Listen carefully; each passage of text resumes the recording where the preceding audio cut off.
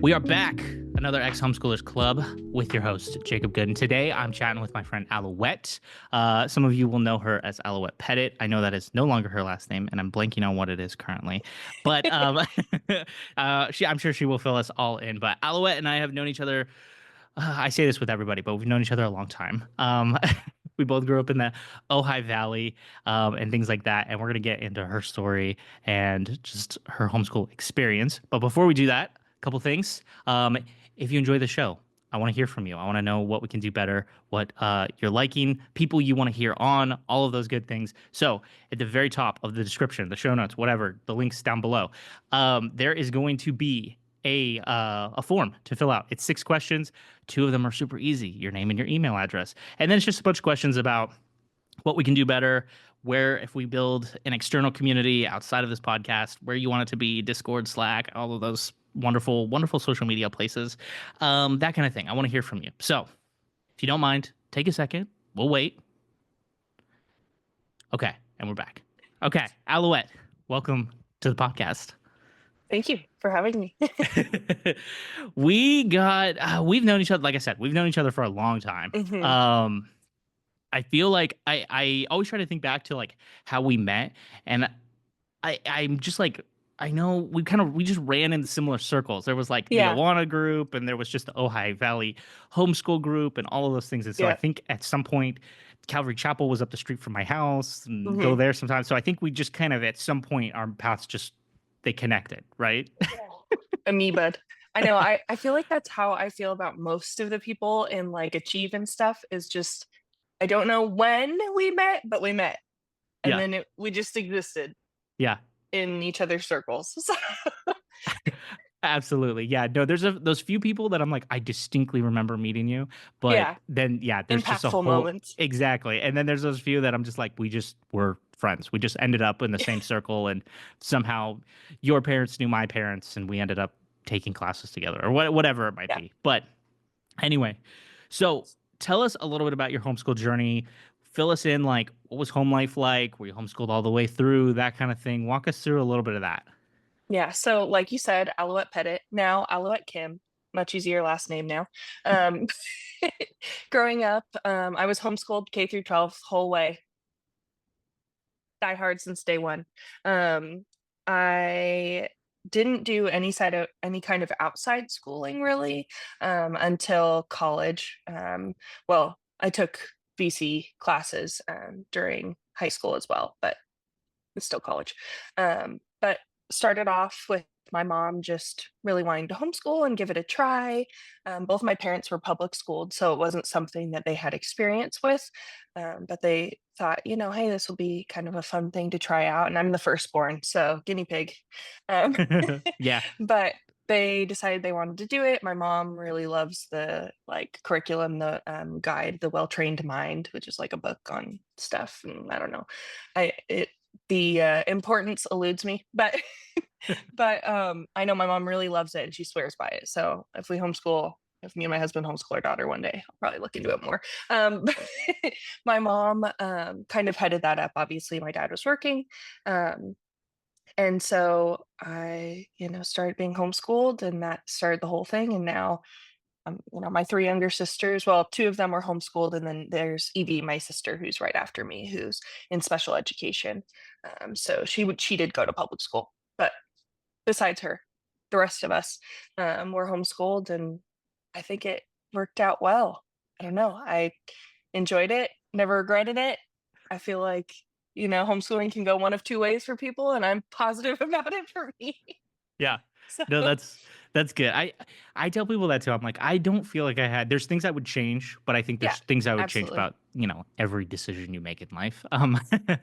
So, but that's good. That's good that it was a positive experience. And, one of the things too, like you said, you had a sister who was in special education. I think it's interesting because so many homeschool kids had siblings that they needed some assistance, whether it was just like a learning disability or like an actual disability or things like that. And so I think it's interesting because we also grew up surrounded by those people, or at least I did, where now as an adult, like I can kind of, I feel almost like I can navigate being around somebody who's different, quote unquote, right? Like, Yeah. and I don't know, and handle it a little bit. Where some people, I don't know, I remember in college, just specifically people not knowing how to handle somebody who was just slightly different than them. They just kind of were Yeah. like, so I would imagine growing up in a house with someone who had some special needs, like it it's made it probably a lot easier now as an adult to like, I Mhm. don't know, see someone else out in the world and know just like how to interact with them, right? Yeah, absolutely.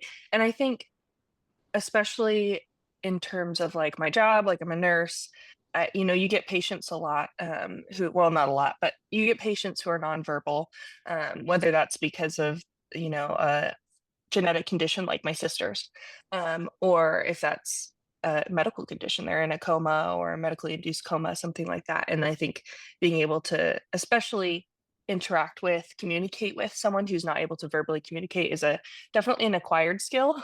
Mhm.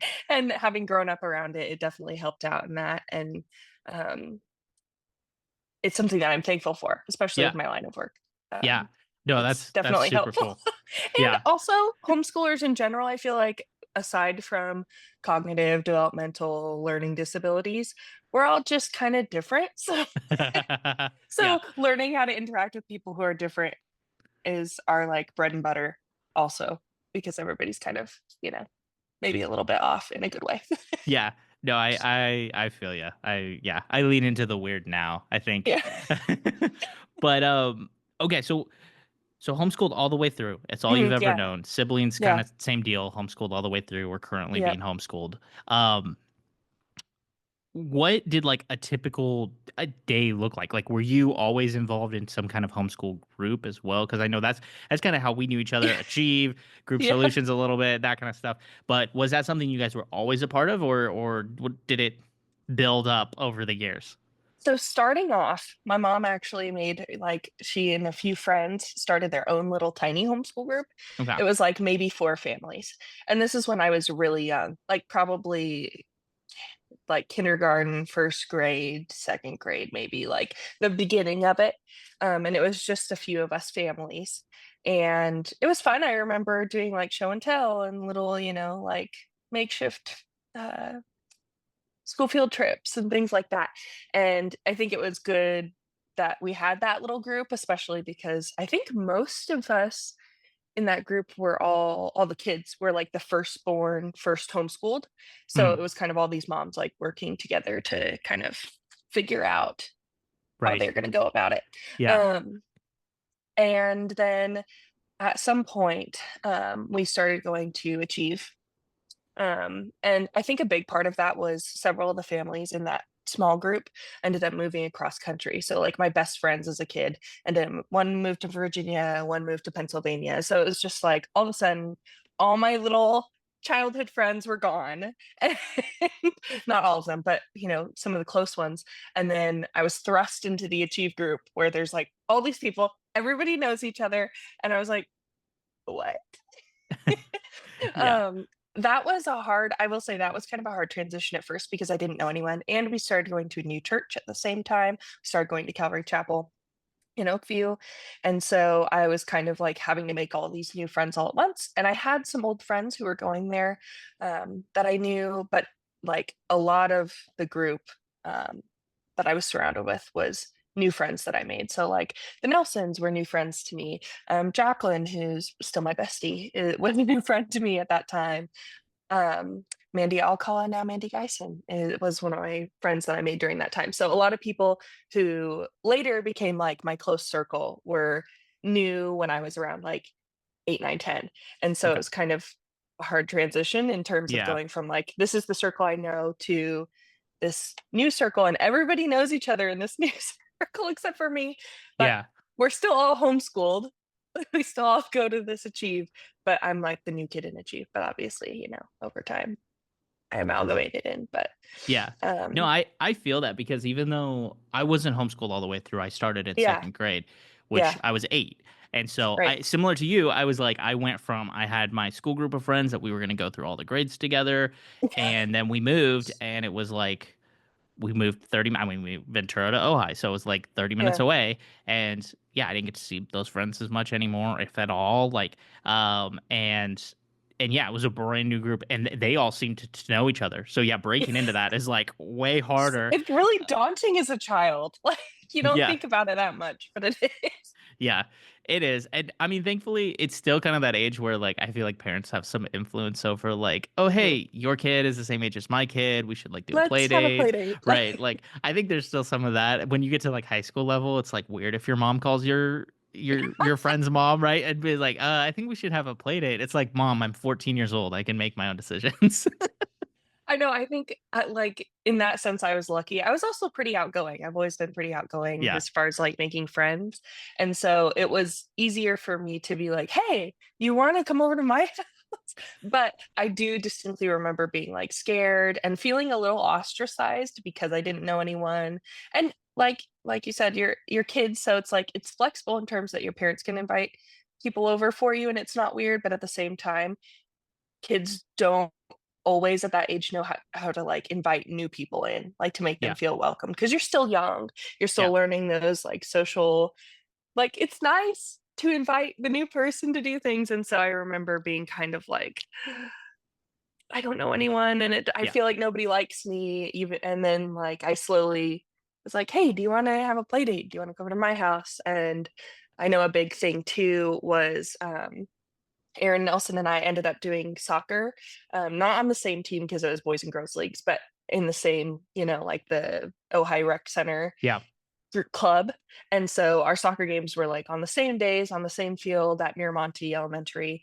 And so afterwards, we'd have like a play date. We'd be like, oh, do you want to come over to my house after our game? And so that's kind of how I started getting like more enmeshed. Aaron and I became close through yeah. that. So that was fun. And I remember like early memories and stuff from starting to make new friends and it being a positive thing. But definitely, I remember the stress of it at first. But, Yeah. you know, Yeah. No, like you said, I think once you kind of crack it a little bit, like it yeah. only takes one person to really like Yeah. kind of break it open where Get you're you like, okay, in. now I'm in, you know? You get the stamp Um, of approval. Here you go. yeah. Welcome to Yeah. the Calvary Chapel Achieve Cool Kids Club. Like, Exactly. Yeah. No, exactly. No, and well, and I even remember, I mean, like I said, I live down the street from Calvary Chapel. So like I did yeah, go do stuff there. I remember going to VBS there. I remember yeah, youth group every now and then. Like I was not a regular at those things, but I would yeah. pop in every now and then. And even as an older kid, I remember being like, "Oh, okay, this group has got it. Like, you guys are locked in. You guys are the group." And then, like, I knew my friends. Like, we were also kind of our own bubble of people inside the Hmm. homeschool community, and like, that's just the way it works, right? I think that's Yeah, just kind of normal yeah, friendship kind absolutely. of stuff. But Public school, yeah, private school, homeschool, you all have your little bubbles, your yeah, cliques. So, yeah. no. But hey, I mean, it breaks the myth that like homeschool kids don't have friends because here we are sitting going, we had friends. Good friends. Yeah. I really did. So, okay, so let's talk a little bit about the transition out of homeschool. So like it seems Mhm. like you kind of had more of a traditional homeschool experience where like mom and dad were building the Right. curriculum, Yeah. that kind of a thing.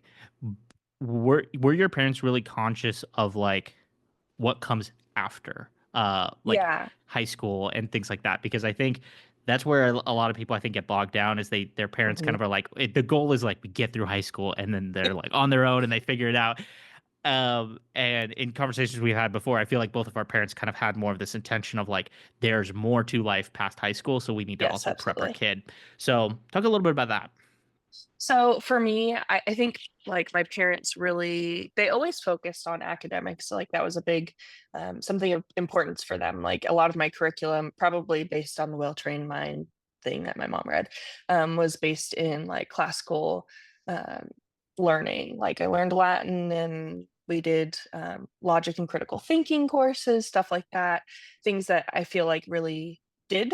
I think they were beneficial. I think they helped prepare me for further education and learning and being critical of what I'm learning and stuff. And my mom always put effort into our learning. It was never something that like she slacked on or by any means. Um, and going into high school specifically, obviously, as you're preparing to go into college, my parents gave me the option to go to a private or a public high school in town or stay homeschooled. And I applied to Villanova.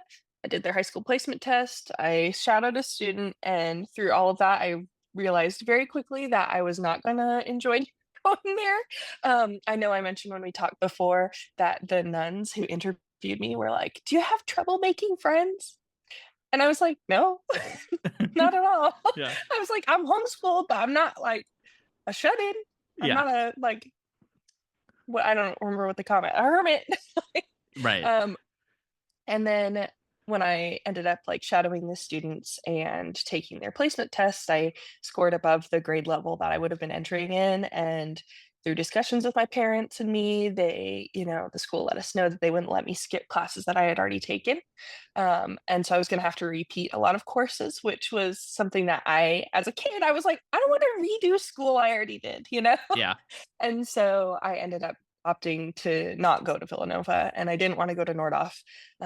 So I ended up staying homeschooled. And then my sophomore year of high school, I started taking classes at Ventura College, which just to get my gen eds done, Right. have the college experience.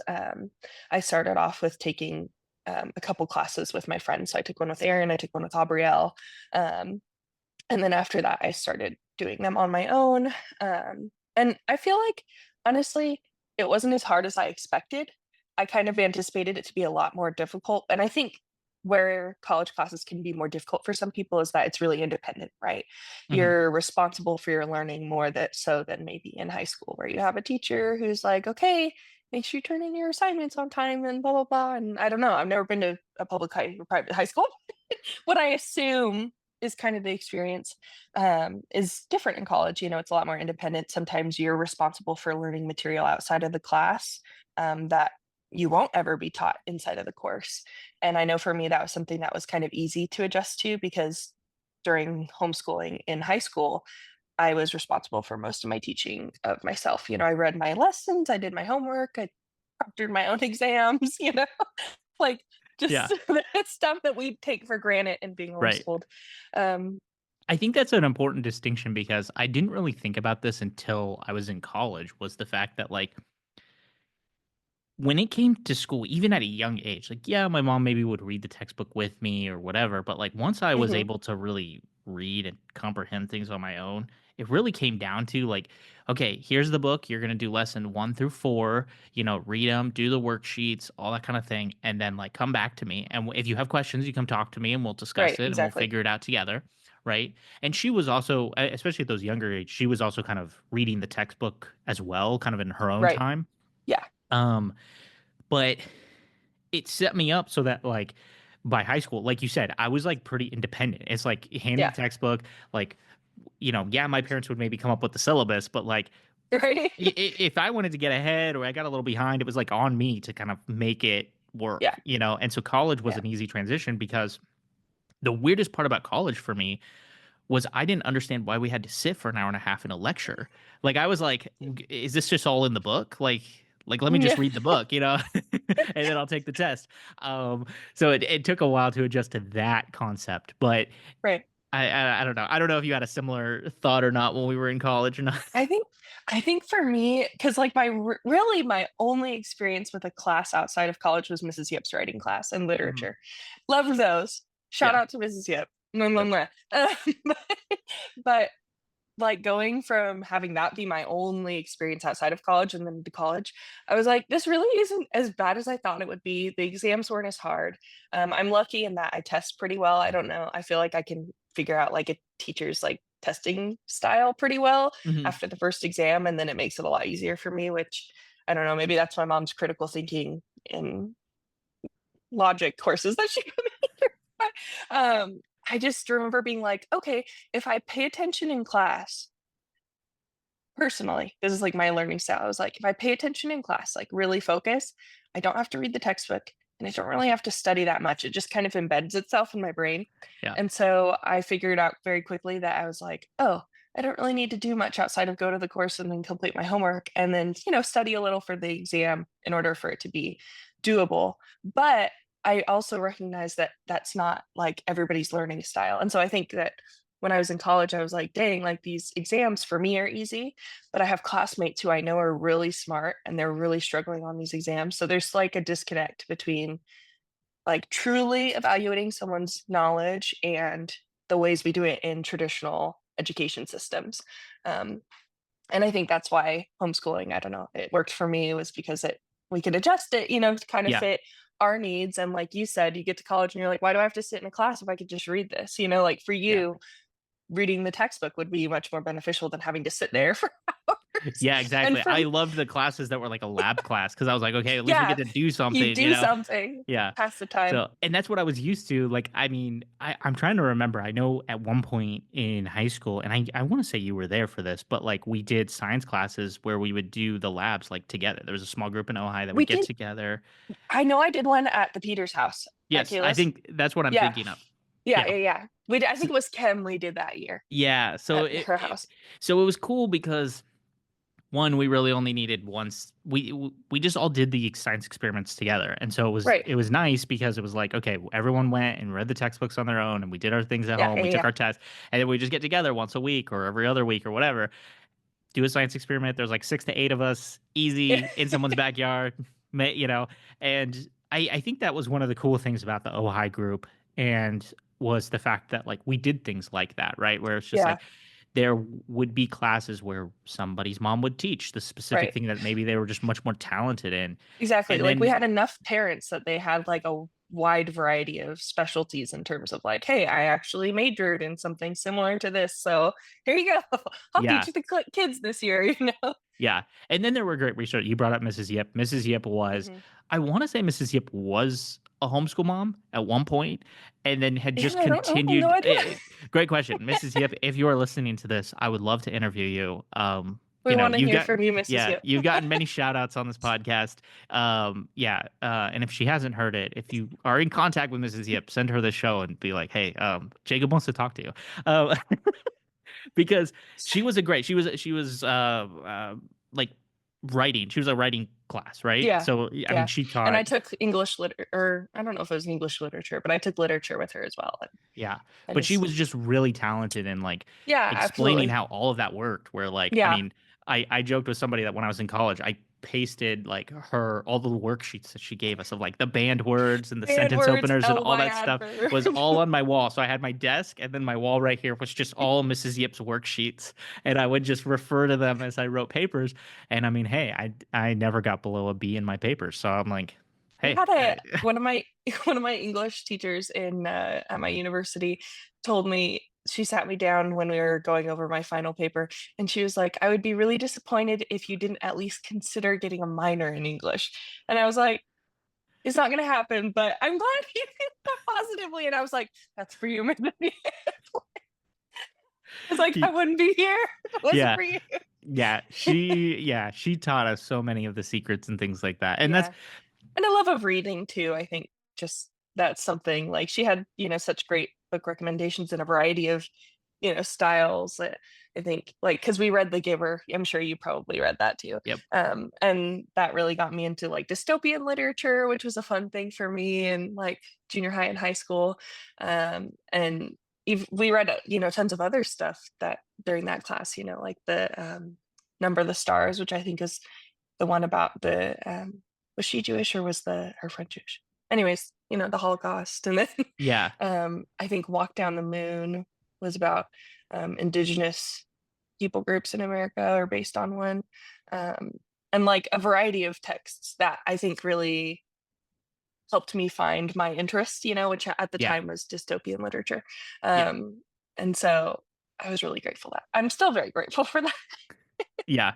No, I think, and again, it just goes back to that was the cool thing about our experience homeschooling Mhm. is just Yeah. that in addition to having our parents who were very much involved and very Yes. like, I think they wanted the best for us, but they also gave us a ton of resources outside of just themselves to learn from, and that made it a huge difference, I think, in just the way that like it shaped us because we had outside influence aside from just like my parents are the only ones Right. giving me curriculum and education. Right. Um, Right. and that's important, I think, for Yes, kids. absolutely. So, And even then, like I took classes with Mrs. Yep. My mom and my grandma are both very proficient writers. Both of them have actually written novels. My grandma published. My mom is hesitant to publish. She should though.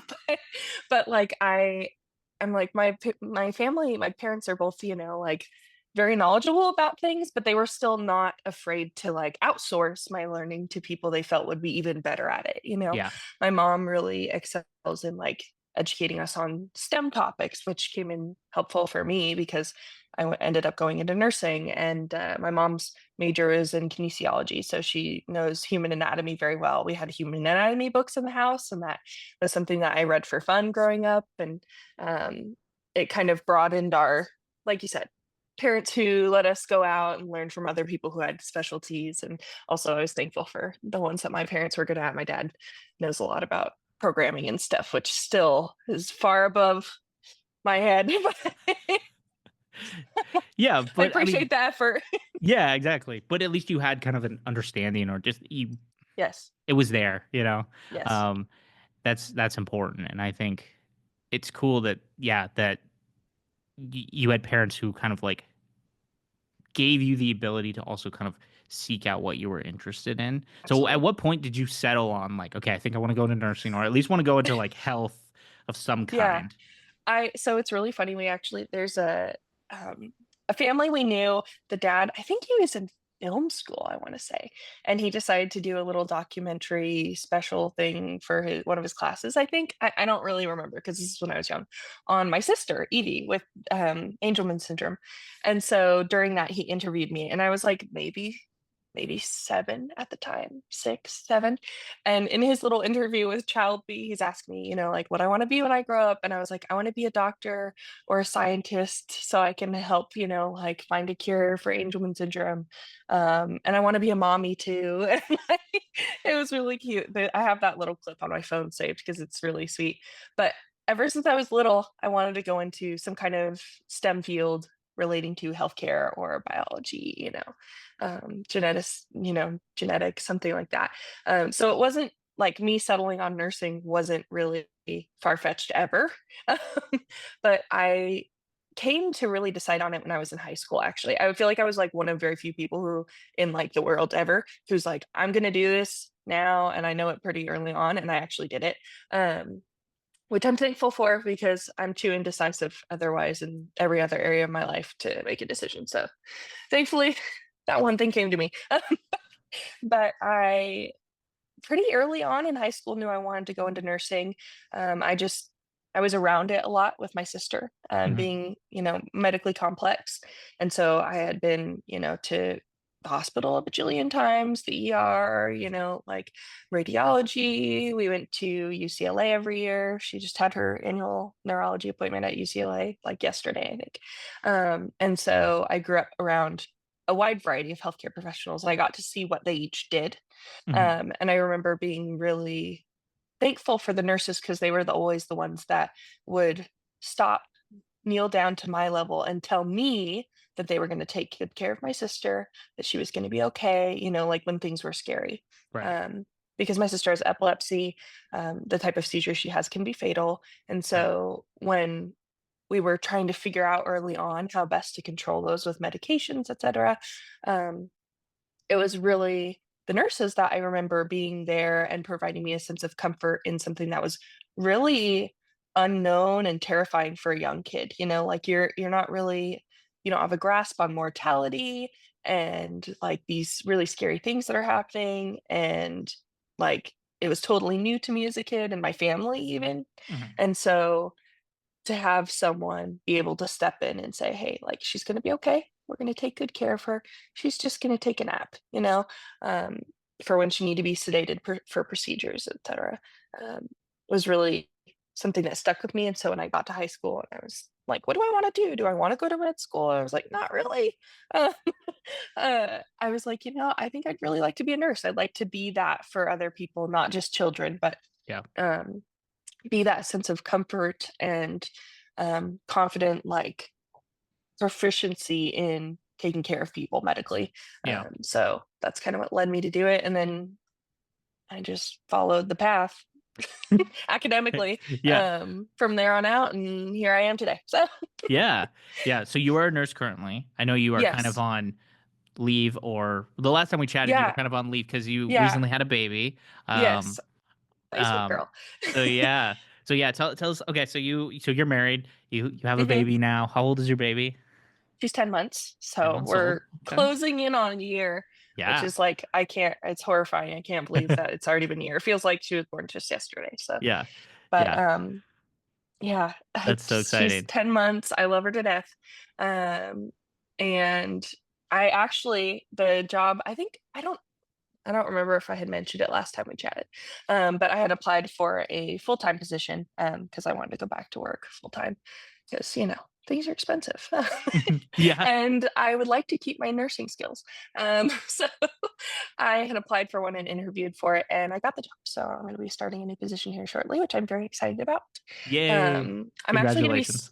thank you. I'm actually going to be stepping away from the bedside care. And so I'm going to be going into our clinical education department at our hospital. So I'll be doing kind of like in-service management and code drills and like further education or, like skills education for our nursing staff and other ancillary staff at our hospital. So I'll be doing kind of Yeah. like tutoring, but That's awesome. not in No, college. that's good though, because it's like I mean, one, like if COVID taught me anything, it's the importance of the healthcare professionals, specifically like our nurses and our doctors. Yeah. Um, and so yeah, congrats. I'm clapping over Thank here you. for Thank you. you. Because that's a hard job and it's an amazing job. And with your personality and with everything I know about you and your life and things like that, I know you are fantastic at your job. So, Oh, thank you. um, Thank you. no, don't mess it up, please. I'm But excited. I'm excited for it. I yeah, really enjoyed my tutoring job in college, and as yeah, much as I miss tutoring chemistry, it'll be nice to do kind of use my educational skills in a yeah. new topic that I know even more about. So Good, good. And you brought up earlier that you were kind of like considering potentially like homeschooling your daughter now, which yeah, I think is cool because like I mean one like if you're going to kind of be teaching as a part of your job now, you're also kind of setting those yeah, skills in place. But obviously your daughter's not even one yet, but are you like when it comes to the homeschool world and like thinking about homeschooling her, like, what I guess what's going through your brain when you're thinking about that? yeah. I think for me, I really benefited from homeschooling. I think it worked great for me. I was really appreciative for the effort my parents put in. I think my parents were um, really well prepared to homeschool, which is something that I'd hoped to be also. I'll always say that homeschooling is not for everybody. It's not for every student. It's not for every parent. I don't think that everybody should homeschool their children. I don't think that every child would be most benefited by being homeschooled. I think it worked out for me. I'd love to give it a try with my daughter. Hmm. But we'll see. Maybe it doesn't work out for her. Maybe she'd thrive in a public school environment or a private school environment. So we'll see. But going into it, I really want to give the same attention and care to like her educational foundations and knowledge that my parents did because I feel like I really benefit from it. And then on top of it too, I have time to think about it. It would be lovely to stay at home with her. I would love to spend more time with my daughter and whatnot. She's going to be going to daycare when I start my job in a few weeks here. So I'm sad about that. I'm Yeah. excited to have my like adult independence again and talk Yeah. to someone who's over the age of 1 year old during the day. But I do grieve the fact that I won't get to see her for the Yeah. hours that I'm at work because she's a ham, love her to death. Um, so it's something that I think I would enjoy. I would love Yeah. teaching her.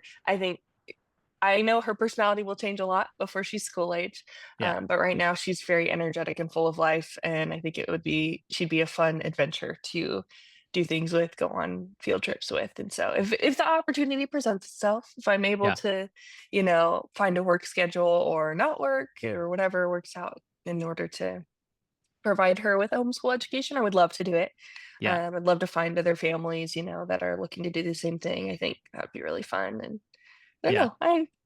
I think it's just I come from a positive experience with it, so I would love to be able to also give her the opportunity for that, but also the same flexibility that my parents gave me in that I didn't have to stay homeschooled if I didn't want to.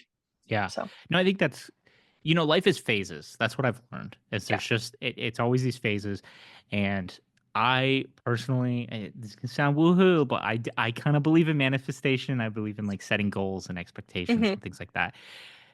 Also being flexible, but Yep. putting it out into the universe that it's like I would love to do this, but I'm also open to the Right. ability to the possibility. Okay, maybe homeschool isn't for her, but I would love Right. to give it a shot. All those things. Yeah. The universe listens and it comes back and it answers those things sometimes in really Yeah. weird and strange ways.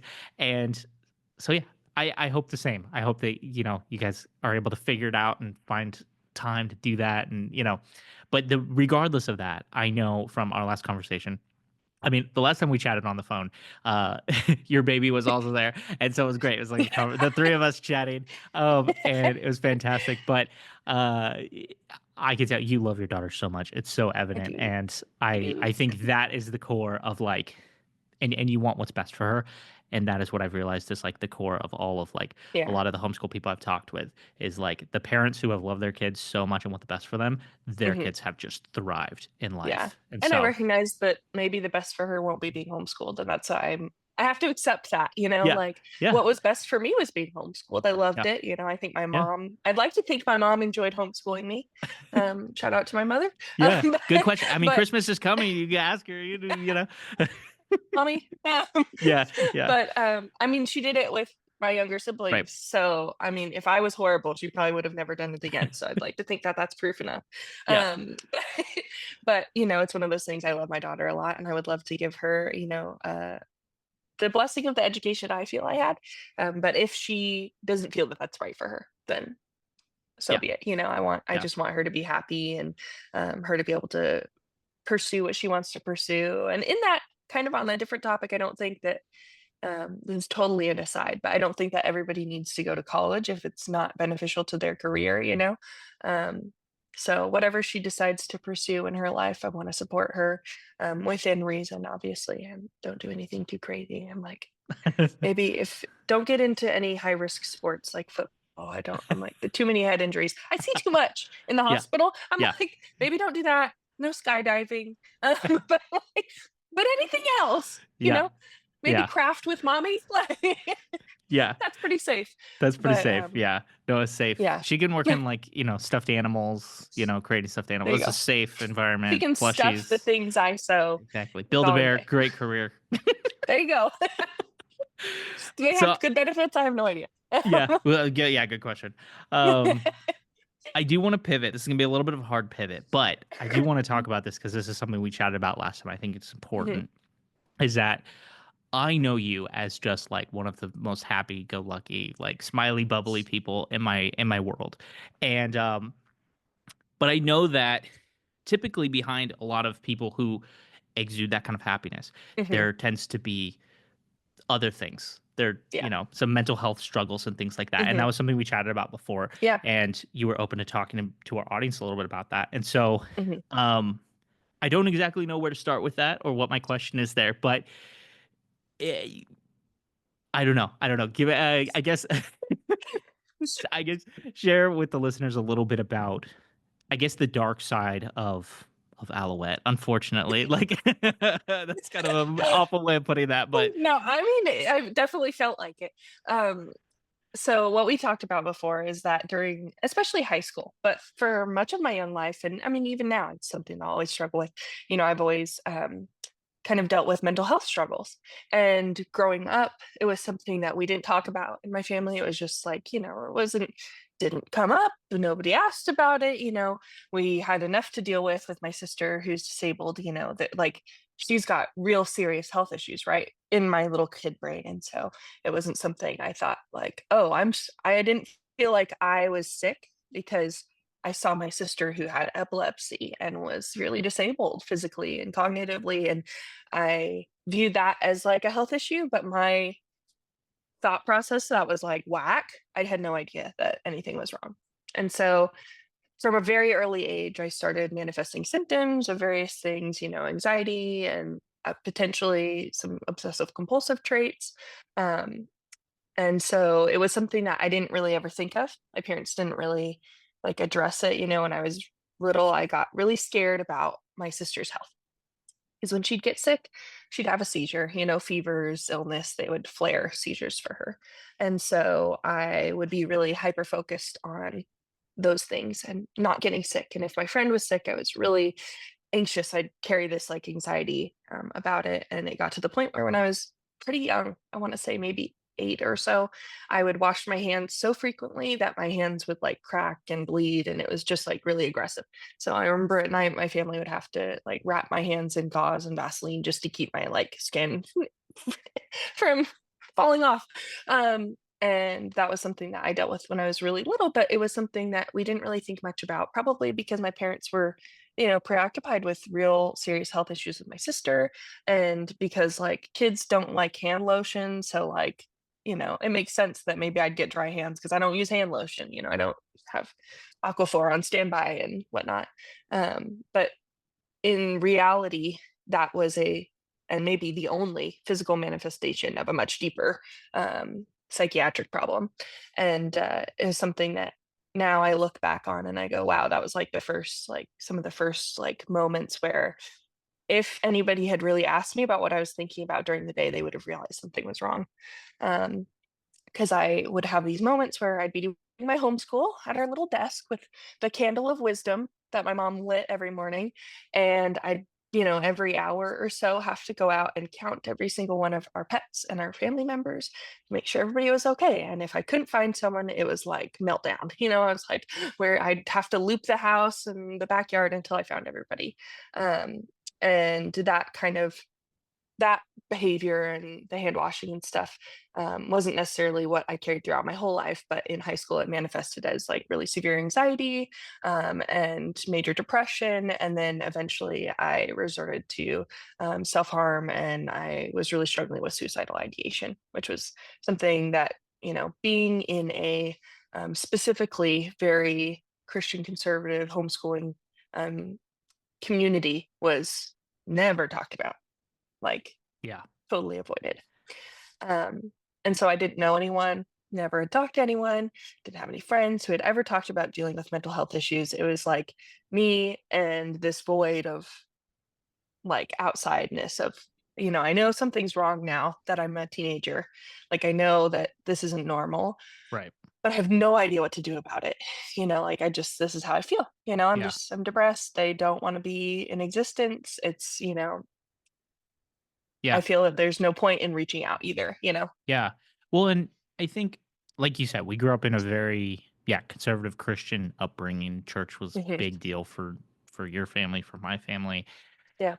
Mental health was not talked about in church a lot, and I know, like, I've had anxiety for a long time as well. And firstly, I want to acknowledge this, that you know, um, I work with this therapist, and she always talks about big T versus little T traumas Mhm. and things in Yeah. life.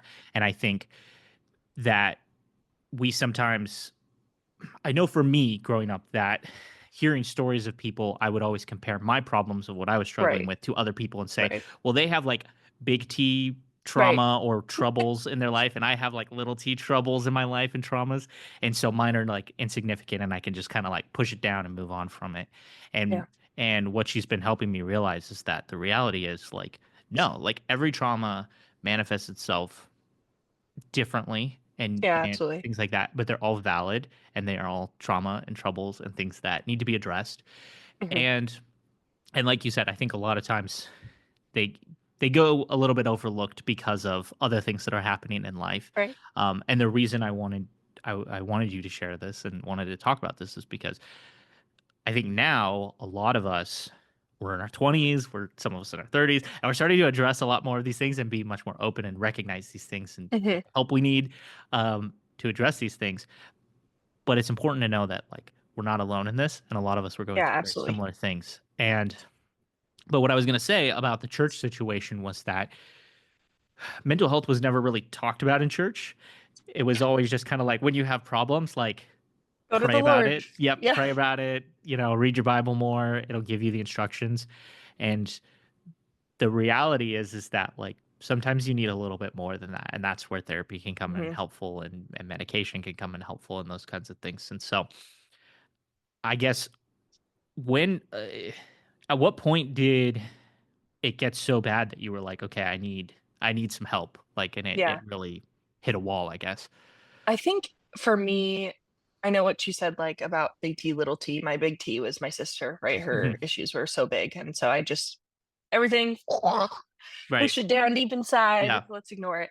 But then it really came to a head in high school.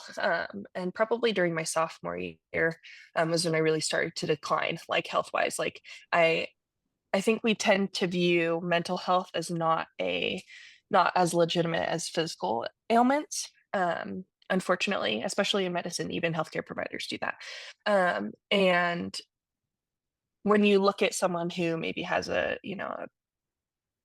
fatal disease, it we go, oh, they're declining if they're, approaching death, right? If they should be put on hospice, etc. And for me, like in high school was when I was really declining. Like I was, in terms of my disease that I was battling, being major depression, suicidal ideation, um, I was declining. I was approaching my death. And that's Hmm. the reality of it. I was seriously unwell. Was, hardly sleeping, really hyper fixated on how I was everything that was wrong in my friends and my family's life and my own life. Like I would never be happy, and these were things that I couldn't control. That was how I felt. And it just felt like that was what consumed my being. Um, and very few of my friends really knew how bad it was. And even, some of the ones that I did tell, it was really uncomfortable for them to hear. And so they were not as maybe supportive as they could have been. But I understand it's because it's not talked about. When it's something you don't even know how to respond to, Yeah. how do you know how to comfort someone if it's the first time you're ever hearing of someone thinking such dark Yeah. things? So it got to a point where I had a mentor who I had confided in about my issues. Um, just the mentor had watched me decline, and was like, came to me and was like, you know what, think you need to talk to your parents about getting some professional help. Um, and I was really obstinate about it. I was really against it. I didn't want to tell my parents because my parents had actually found out about me self-harming, like, within the past year before that. And it was like my parents had felt really guilty about it, like it was their fault, even though it wasn't. It wasn't anything in particular that my parents had done. I was just mentally ill. Um, and essentially nothing had been done about it. It was just my parents felt really guilty, and all my shavers got taken away. I couldn't shave my armpits anymore, which was not great for a teenage girl. And so it's like this whole thing where the last time I had talked to my parents, it hadn't done anything, and it just made me more self-conscious because I Right. was like, "Oh my gosh, I can't shave my armpits," which was like life ending at the time. Yeah. Um, and so it was this whole thing. But eventually my mentor was like, hey, you need to talk to your parents about this. And if you don't, I will talk to them. And so I was like, can I write a letter to them and you take it to them and sit with them while I open it? And so I can not be there. I can go over to a friend's house or something. And so that's what I ended up doing. I wrote a letter to my parents saying that, I was still struggling, I was still self-harming, and that I think I needed professional help. And so the end result of that was I ended up going to a licensed therapist and receiving cognitive behavioral therapy. And that's really when my life turned around. And that was in 2014. Um, and I, at first was really kind of a classic teenager, like, yeah, whatever, okay, like this isn't going to really help me. And little by little, my my shell of skepticism cracked, and I was able to really be able to focus my thoughts on other things. And there's a whole lot to cognitive behavioral therapy that I won't get into, but it's my our focus for my treatment was on thought rewiring, thought remapping. Depending on who you're talking to, they'll word it differently. But being able to come to face the thoughts that I was having and walk away from them instead of being controlled by them. And so it was something that was really helpful for me. And I did therapy for 7 years, off and on, um, mainly because I moved to college and found a new therapist. And I got really lucky in that the two therapists that I was with for those 7 years were exactly who I needed in those moments. My first therapist was like a grandfatherly figure, someone who was just like warm and inviting. And then my second therapist that I had during college was like a younger woman who felt really relatable to me in the moment, and that was something that I really needed because in college I struggled more with my anxieties and like social anxiety and making friends and feeling really closed off because I was so academically minded and not focusing on my social needs too. You know, we're Mhm. humans. We need Yeah. people. And so having someone who was like younger and more in tune with those feelings and in her Yeah. own way was really helpful because I felt like she was able to give practical advice and listen to me in a way that was felt more like I was being understood. So those 2 therapists I had, I was really thankful for, because they were really, uh, life-changing. Their care was life-changing for me in a way that I, wouldn't have ever found in reading Bible passages or prayer. Yeah. And I think that's something that maybe people think is scandalous to say, I don't know. Um, but there is a place for, like prayer and reading scripture if that's, your conviction. And there's a place at which I think, if you believe in this, that God can use other people and their gifts and their skills to provide help, right? We Yeah. don't go to the Bible when someone's having a heart attack, like we go Yeah. to the emergency room. And so I think with mental health also, it's really important to be able to recognize that it's a clinical issue. You have a health problem and you can pray about it absolutely, if that's your way of um feeling comfort and your belief system. But at the end of the day, for some people, not everybody, obviously, mental health varies greatly in what is needed. But for some people, myself included, cognitive behavioral therapy medications are necessary to be able to function. And it's something I'm very thankful for. I work in Yeah. the health field now, so I see how this is something that me and my sister were just talking about, how thin the line is between like me and some of my patients who are hospitalized for like mental health issues. Like we're really not so different. And the difference is that I was able to receive care. I was lucky enough that I had access to care and access to providers who were really helpful for me. And this person didn't, for Mhm. whatever reason. And so I'm very thankful that my parents were open to helping me receive therapy, and now I'm on Zoloft because postpartum anxiety is real, unfortunately. And honestly, feel better than I ever have, which is Good. great. It's something where I look back and I go, wow, that was a really like, can you, never mind. I was a really crappy, I'm censoring myself, time in my life. And I am so thankful for the resources I had available and the point where I am now, because looking back, it was really hard to struggle so silently and not be able to reach out. And like, even Yeah. when I started therapy, I know I mentioned this when we talked about it before, but when I started therapy, like people being like, oh, can you hang out? Oh, no, I have a doctor's appointment today. And having to say that every week at the same time, I know it's probably suspicious to some people. But I felt like I couldn't be honest even about Yeah. receiving the care that I needed. Yeah. Um, and I without think it, I wouldn't be here. So yeah. No, and I told you the last time we chatted, I was like, I'm so thankful that you did because I'm glad that you're me still too. here. And I mean, that's a tremendous story. And that's why I wanted you to share it because I think it's powerful, first of all. And the fact to know you were in one place in a very dark place and now you're in a much better place. And even though you still struggle, you get the help you need. You continue to Absolutely. work on it. You have people in your life that also like understand what's going on with you and support you in that, and Mhm. that's important. You Yeah. have a partner who is with He's you. amazing. Yeah, and he sounds amazing and things like that. And I think to your point of like it is very hard when we were in high school, especially to talk about anything like that, Yeah. where it's like it does feel this weird, shameful thing. Yeah. And I don't know Shame what is a good that way to is. describe it. Yeah, it's Mhm. it's hard because I like I don't even know like it's not to go too much down like the purity culture rabbit hole, but like there's so many things about like religion and Christianity specifically And that there's this shame. like shame built into like Mhm. you should be ashamed to feel this way or you should be ashamed to question these things.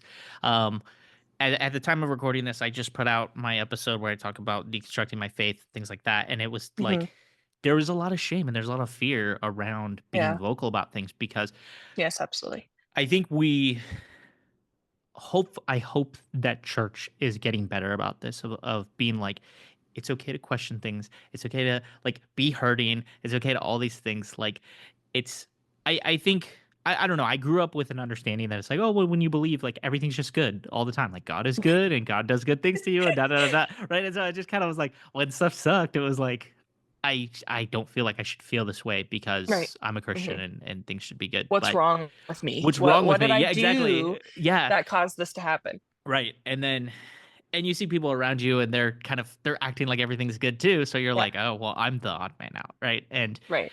but the more we can be vocal about it and say, no, I'm over here, I'm struggling with this. It's like I've realized now talking to so many homeschoolers, I'm like, oh my gosh, like we were all sitting there being like, oh my gosh, I'm drowning in this despair of like whatever it is, right? And I'm like, so many of us can relate to those things in Yes. different ways. And yeah, and I think also for parents listening, I think it's important to share with your kids that things like this are real and people Hmm. have suicidal ideations, people struggle with depression, with Hmm. anxiety, with all these different things. And so Yeah. also teaching your kids how to like it's okay to ask questions about it. It's okay to at the beginning I feel like almost be kind of weirded out by when your friend tells you those kind of things, but learn Yeah. how to help them with it, right? And be Yeah. there for them. And I think that And was to just even something. ask, Yes. like, how can I help you? Yeah. How can I best be there for you? I think Yep. the friends I had that didn't know how to react, the few that I told, like, if they had just been like, "How can I be there for you?" That would have that hearing that alone would have been really Yeah. meaningful. Because I know, like you said, like, I felt alone in my mental health struggles, but I know I wasn't. I know there Hmm. was probably a lot of us who felt maybe the exact same way that I did or were struggling with similar things, but it was that silence, that, like, self-inflicted almost isolation that really fosters almost a, like, worsening of it too. So Right. Right. I'm like, the more vocal we are about these struggles and about having mental health issues, like, I'm mentally ill, that's the reality. Like, I'm no longer ashamed of it. It's not something I worry about. I'm very open about it. Like, I don't have any problems telling people that I take so off. Like, because the reality is, like, my husband, he takes pressure medication. Is he ashamed of that? No, because it's hereditary. He can't control it, right? No Right. matter how much he takes care of himself, he's going to be on blood pressure medication. If he tells people, they'll be like, "Oh, that sucks. I'm sorry," but they're not going to judge him for it, right? So why should I feel bad about my condition that I'm treating with a medication that no matter how much I do, I'm still going to have, an anxiety disorder and all this crap, right? So Yeah. it's important to me that people talk about it more. And like you said, being open with kids. I want for my daughter, I want her to grow up never feeling ashamed of feeling those things.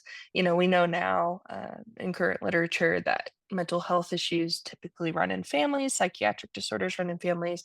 I know there's a likelihood that she'll probably deal with some of the things that I'm dealing with or that, my people in my family have dealt with. And it's something that I feel like has opened up a lot. My mom also deals with anxiety. We've grown closer over being able to talk about that together and being able to empathize with each other. My siblings as well, we empathize with each other better because we're more open about those things. Yeah. And it's something that's really important to me. I don't want anybody specifically that I care about that I'm close with because I can do something about it, to feel like they can't talk about those things because I've been there. It Yeah. sucks, you know? And Yeah. there's that pressure in Christianity, modern Christianity, to be perfect, be happy, the joy of the Lord, right? And when you are unable to feel that, it feels like maybe I'm not Christian enough. Maybe I don't love God enough. Maybe I'm, like broken in some way, or maybe I'm not really saved. A lot of people have anxiety about salvation and such. And so that becomes this like overarching anxiety of I have anxiety and now I have anxiety about my salvation Yeah. too.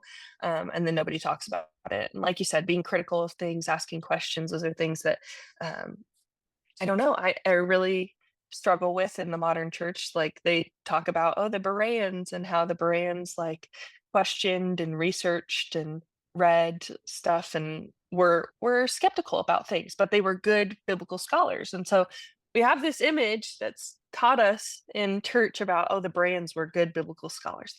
They learned a lot and we're very interested in learning the truth about Jesus in the Bible, right? Um, but then if we do that in real life, or if we have struggles, it's like it's Yeah. not important. I So, yeah, I think I really think it comes down to, and I think this is just I think this is bigger than just a Christianity problem, but I think people struggle with. I think there's a fear in people, especially right now, a fear that education leads to people leaving the church, that people yes, and absolutely. I hate to say it, I know I get flack on this every time I say this, but like things like religion have a sense of control to them, and Yes, they wanting to do. control They people, definitely do. and so to a degree, and so understanding that the reason that they get scared when you start to ask questions is because they start to lose a little bit of that control. Right. And that's it's just the reality of it. Like Yep. it really is. And but it's okay. It's okay to like loosen up a little bit and let people ask questions and let people Hmm. seek out answers and things like that. Because it can help them significantly. And Yeah, absolutely. again, I mean, we said it before, I'll say it again. It's like the more we talk about things like this, the more it enters in and hopefully people hear it and it resonates with them and they go, oh, maybe I struggle with that too. Something Yeah. I've learned about recently is generational trauma. Yeah. It's a whole can of worms. I'm not an expert in this, but like do your own research, people. But generational trauma is that trauma that was like inflicted on your great grandparents and it gets passed down, passed down, passed down, and Right. manifests itself in different ways throughout the Hmm. generations. And it can be things like cancer, it can be things like Yeah. ailments, it can be mental health struggles, it can be all kinds of Yes, different things. absolutely. It's very interesting. I'm learning a lot more about it recently. I highly encourage people to go do some research on it because it's just a fascinating um, thing. And like you said, I'm glad that you have the ability now to talk to your parents about things that, like your Yeah. mom, like you said, your mom struggles with anxiety, and that's important to understand. Is like mom and dad also struggle with these things, Yeah. and we can Yeah. talk about it, Humanizing them. it humanizes them. Because yeah, I think we also grew up with parents. I mean, I love my parents, and I will always viewed them as human. But at the same time, there's a difference between now they are more than my parents. They are like also friends and people that Yes. I have a lot more open dialogue with about Right, right, right. awkward conversations about all kinds of things. So, which is important, I think, have those awkward conversations with your parents and sit in the awkwardness and let it be Yeah. okay. I Sometimes. think I think especially in Christian culture, we suffer from the like almost like sanctification, like Santa Clausification of our Okay. parents. Hmm. Like they're very much when we're little, like, oh, my parents are perfect and they love Jesus, and and when you're homeschooled, you're around them all the time. So like everything your parents do is Right. just like romanticized. And so when you grow up and you struggle or your parents hurt your feelings and you're like, Santa, no, you know. That's a great Um, way to put it. I've never heard it put that way before. That's a great. I'm gonna steal that. Um, but, I don't know how my mom would feel about being compared to a plump old man, but yep. if you will. But the reality is like you said, like we're more. I'm more friends with my family, my parents Yep. now. I feel like I'm closer now with my parents than I was ever growing up, especially because I internalized so much of my own issue in order to relieve them of the burden of my issues Yep. on top of my sister's medical complexity. And so I'm grateful now that I can talk about it and not worry and not feel embarrassed or not feel like I'm like saying a dirty word when I'm like, oh yeah, I start, upped my medicine or, like Right. we did this or that, because it's something where I feel like, and what I'm really thankful for is that my parents have really become very supportive of that. I feel like their understanding of mental illness and mental wellness has increased just along with mine, and that through my struggles and me receiving care, I feel like maybe they've also been more open to the idea of it themselves.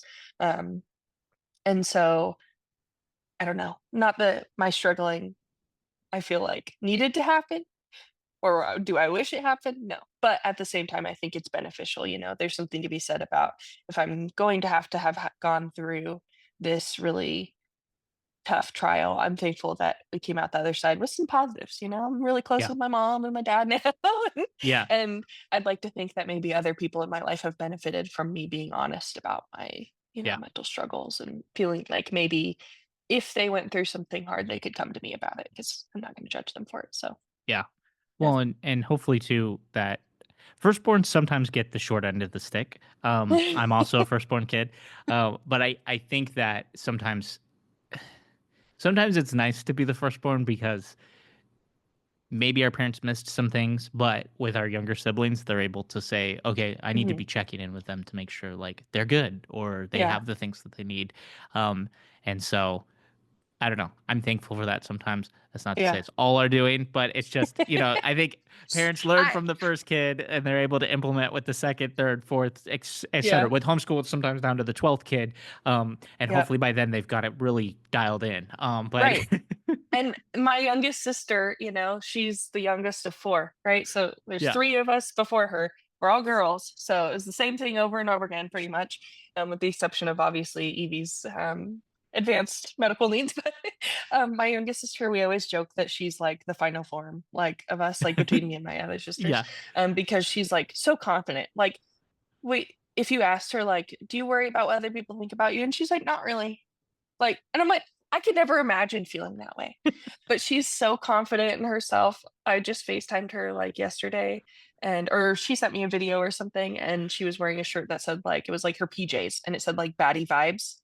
And I was like, yes, baddie vibes. Like I would never in a million years like be so confident about myself. But she's like, I'm a queen and I know it. And I love that for her because it's something that, like I feel like through each of us, like siblings, we slowly got more comfortable with ourselves. And now she's like so confident and she's an incredible friend to those around her. She's like, everybody calls her their best friend. So she's got like five friends who are like, yeah, Irie's my best friend. And she's like, thanks, guys. Like, and yeah. I'm thankful that, as the oldest sibling, even though I may have been the guinea pig, I can see the benefit of now my younger sisters like having come through the other side and turning out maybe a little better than I did. Yeah. So, Yeah. It's a good feeling. Take some mhm. ownership in that, feel You're proud of welcome. that. You're welcome. Yeah. I feel Um, like we turned out okay though for we did. firstborns, We're okay. We're okay. Yeah, not to we're okay. throw us under the Mom, Dad, you bus. didn't screw us up too badly. Okay, No, no, no, no, no. we live on our own. Some of us Yeah. have kids. We've got jobs. We're everything's okay. We made it Yeah. through. Um, Yes. Sorry to Alouette, my this own has daughter. been oh my gosh, this has been amazing, and I feel like we could just go and go and go. I mean, the last time we Oh yeah. chatted, I think we I'm chatted a for like yapper, two so. hours. Um, but this has been amazing. I hope at some point you come back and we could talk more about other things as well. But I want to leave on this. Are there Mhm. any in reminiscing and talking about stuff? Are there any funny, cringy, hilarious, just happy homeschool moments that you're like, okay, I got to tell the people about this.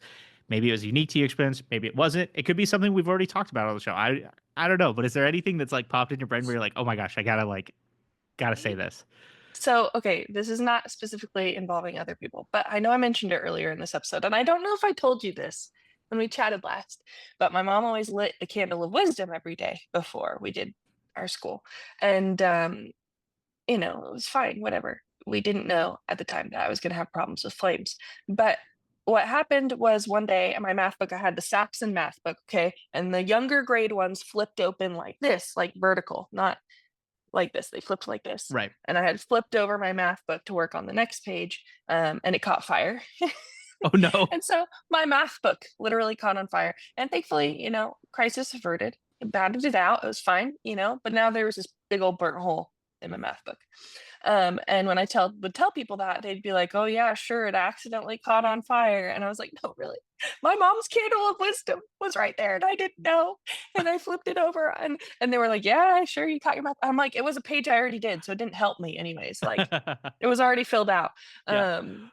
But that was the beginning of a long line of me catching things on fire. Caught my hair on fire, I've caught my pants on fire, caught myself on fire a number of times. So me and flames don't really mix. And if I could give anyone a suggestion, it would be that if you homeschool your kids, please do not have a real candle of wisdom. Get a fake flame, please. Yeah, and we also grew up in Southern California where Yeah, fire's a it's a very problem. real threat. It's a very dangerous thing. Um, Okay, so the candle of wisdom, I gotta ask you Yes. this. Is this like we also Ojai is very like hippy dippy. We got witches, we've got crystals, we got all kinds of things like that. Are we talking like wisdom candle that's bought that's like specifically crafted for wisdom, or are we just talking No. about like it's just a generic candle that she's It's like, I this think is the it was candle of wisdom? I think it was literally just to like get me like, look it, it's school time. We're lighting the candle of Okay. wisdom. It was just like Pavlov's dog, Okay. like ringing the Right. bell. It's time Right. for school. I'm Okay. pretty sure it was it though. But it's Ojai, so I got some incense in the room right now. I don't live in Ojai anymore, but it's Yeah. still deep within me. Yeah. Yeah. No, I feel yeah. I'm like I still got some I got my essential oils somewhere around here. Too homeschooled, Um not homeschooled enough. So Alouette, this has been amazing. Like I said, I hope you come back for a part two at some point or something. thank you, But thank you. yes, and this has been amazing. I hope, audience, I hope you've gotten something from this, whether it's a funny story or hopefully a desire to be vocal about when we're struggling with things. Be true to who you are, and it's okay. There Reach are out people. if you need help. Yes, please do. And I'm still here, even if we haven't talked in a long time. yeah, yeah, that's exactly, and that's what I like to live on every episode. Is just, if you've got a story you want to share, reach out to me. It's easy, right? Shoot me an email, send me a DM, exhsclub@gmail.com or exhsclub on all the socials and stuff like that. Shoot me a message. Just say, hey, what's up? We can talk about an episode. We can talk about your story. Maybe we'll have you on the podcast. If you don't want to be on the podcast, that's okay. I still want to get to know you. If you have watched this and you go, oh my gosh, this made me think of this person, text them today. Okay. Text them, shoot them a text, shoot them a video call. Do something, reach out to them, say, hey, what's up? How are you? That is how so many people have gotten on the show. That's how I've reconnected with so many of you guys is either you have reached out to me or I've reached out to you. And it's been amazing. I've reconnected with people I never thought I would ever talk to ever again in my life. Okay. And we've had amazing conversations. And so, again, just do it. It's okay. If people are busy, they won't respond. Okay, that's the biggest thing that has always held me back from texting people. Is they go, they don't have time for me. If they have time for you, they will respond. If they don't have time, they'll get to it eventually. Okay, so keep that in mind. So this has been the Ex-Homeschoolers Club. I hope you tune in next week. We'll be back with another great conversation. I don't know who it's going to be yet, but we'll find out. Okay, peace out.